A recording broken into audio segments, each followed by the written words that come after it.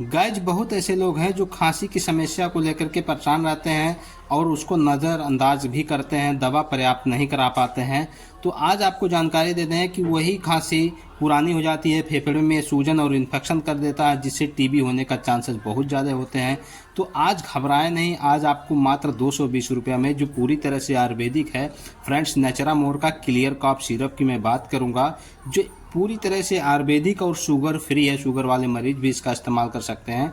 आपको पुरानी खांसी हो, एलर्जी हो, गले में खराश बने रहते हो, मौसम बदलते वक्त बार बार गले में खराश बन जाते हो, एलर्जी बन जाता हो, सांस लेने में दिक्कत होती है, नाक जाम हो जाता है, तो ये सभी समस्याओं के लिए रामबाण है। आप एक बार इसका इस्तेमाल करें। अच्छा लगे वीडियो को शेयर करें। बहुत बहुत धन्यवाद।